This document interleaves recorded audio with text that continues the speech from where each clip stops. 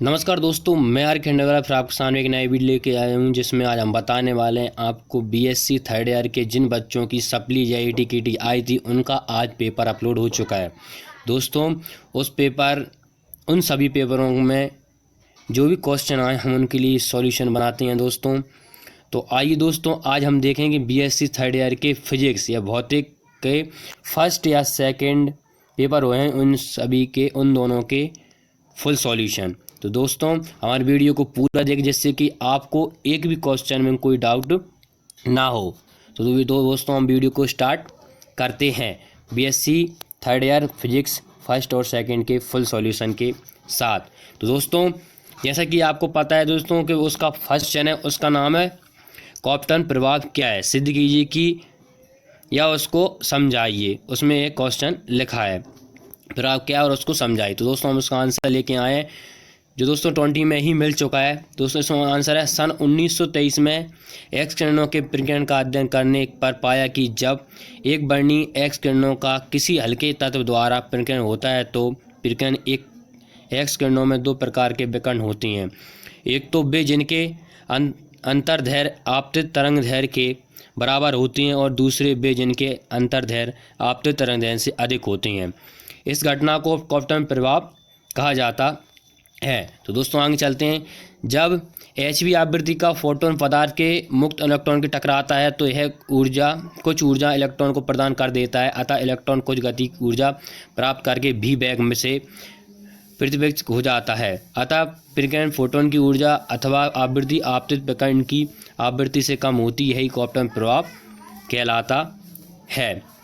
इसके बाद दोस्तों उसकी उत्पत्ति है। प्रकीर्णन घटना उत्पत्ति फोटोन तथा पदार्थ के स्थित फोटोनों के अपेक्षाकृत घटना के कारण होती है। मान लीजिए कि प्रकीर्णन घटना फोटोन प्रकीर्णन इलेक्ट्रॉन आपतित प्रकाश दिशा से प्रकाश फाई और थीटा कोण बनाते हैं। इस प्रकार दोस्तों इसके चित्र बना लेना है और आगे सॉल्व कर लेना है। इसके बाद दोस्तों नेक्स्ट पेज पे आते हैं। इसमें समीकरण दिए, समीकरण को हल करना है दोस्तों। समीकरण हल करने के बाद इसके बाद ये लास्ट का समीकरण हो जाता है, लास्ट का समीकरण प्राप्त होता है। इसका मान H/m0c बराबर 6.6 into 10⁻³ upon 9 into 10⁻³ into 3 into 10⁸ बराबर 0.246 होता है। यहाँ हमारे पहला क्वेश्चन समाप्त हो जाए। इसी प्रकार दोस्तों हम नेक्स्ट क्वेश्चन चलते हैं। हमारा नेक्स्ट क्वेश्चन है सरल आवृत्त दौलत के लिए श्रोडिंगर समीकरण लिखिए तथा इसे हल कीजिए। सिद्ध कीजिए कि दौलत की ऊर्जा के स्तंभ, या उसमें नहीं दिया, इसमें इतना ही लिखा है कि समीकरण लिखिए और सिद्ध कीजिए। तो दोस्तों हमको इतना ही लिखना है क्योंकि दोस्तों उसमें 250 शब्दों से अधिक नहीं मांगा गया। तो हम स्टार्ट करते हैं दोस्तों।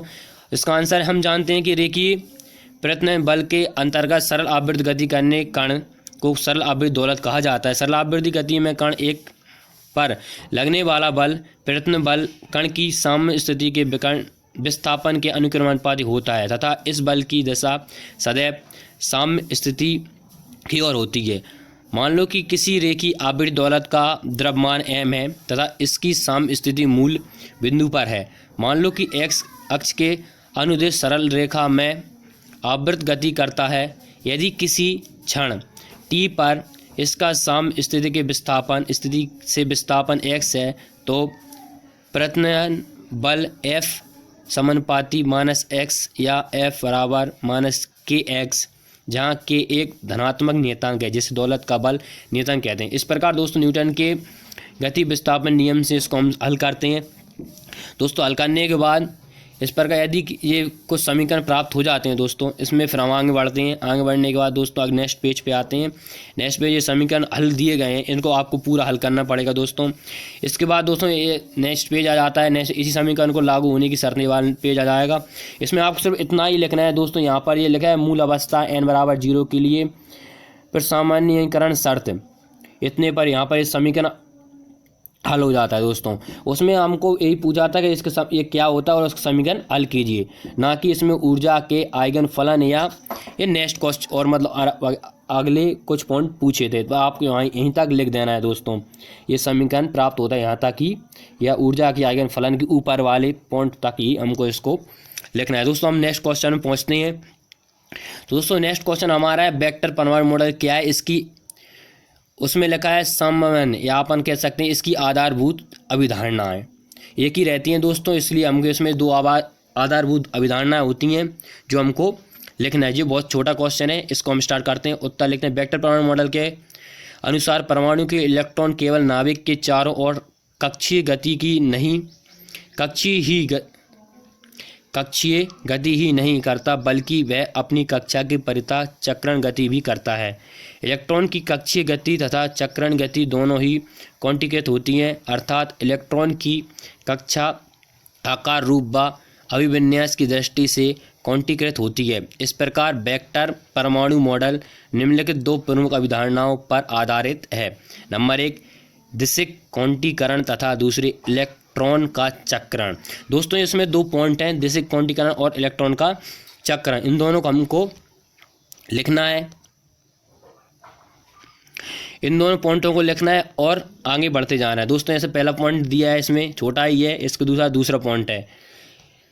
पॉइंट के बाद यहाँ पर चले जाते हैं, नेक्स्ट पेज पाते हैं। इसमें थोड़ा और रह गया, इसमें होता है जिसके प्रयोग द्वारा सत्य पाया जाता है कि इस प्रकार h/2π मात्रा के इलेक्ट्रॉन का चक्रण क्वांटिटी संवेग वेक्टर s द्वारा व्यक्त किया जाता है। स्पिन वेक्टर x के बृहत चुंबकीय क्षेत्र की अनुदिश घटना को स्पिन चुंबकीय क्वांटम संख्या m द्वारा प्रदर्शित किया जाता है। क्वांटम सिद्धांत के अनुसार स्पिन चुंबकीय क्वांटम संख्या ms के दो मान -1/2 तथा +1/2 संभव है। यहाँ तक ये क्वेश्चन हमारा खत्म हो जाता है दोस्तों। ये फिजिक्स फर्स्ट के तीनों क्वेश्चन निपट चुके हैं दोस्तों। इस प्रकार अब नेक्स्ट फिजिक्स सेकंड, उसका फर्स्ट क्वेश्चन है दोस्तों, क्रिस्टल में सममिति के कौन कौन से तत्व होते हैं, उदाहरण देकर समझाइए। तो दोस्तों हमको पता है क्रिस्टल में तीन ही तत्व होते हैं जो पहले से चले आ रहा है, घूर्णन सममिति, परावर्तन सममिति और व्युत्क्रमण सममिति। दोस्तों इसका भी हाल हम देखते हैं, उत्तर देखते हैं।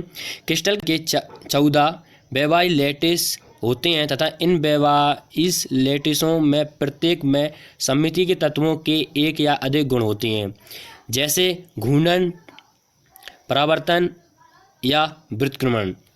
नेक्स्ट पेज पे चलते हैं दोस्तों।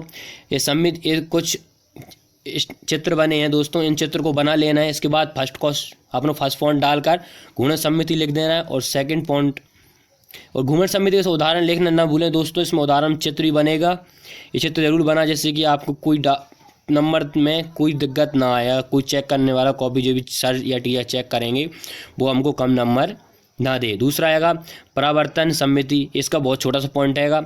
और तीसरा आएगा व्युत्क्रमण सममिति। इस प्रकार दोस्तों हमने इस सेकंड फिजिक्स का फर्स्ट पे भी खत्म कर लिया और जो सेकंड लिखा है इसमें नहीं लिखना है दोस्तों, इसमें ये यहाँ तक लिखना है, व्युत्क्रमण सममिति का पूरा लिखना है और चित्र बना देना है।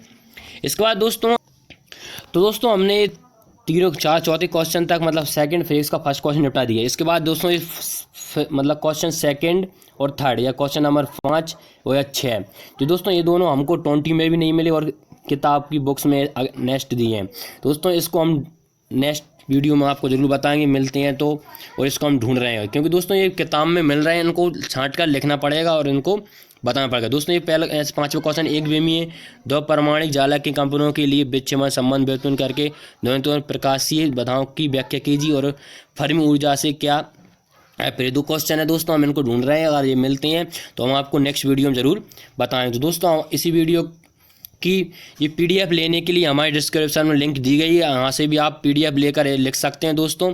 और अपने दोस्तों को ज़्यादा से ज़्यादा शेयर कीजिए जिससे कि उनको भी कोई दिक्कत ना आए। और नेक्स्ट वीडियो में मिलते हैं 2 क्वेश्चन को लेकर। धन्यवाद दोस्तों।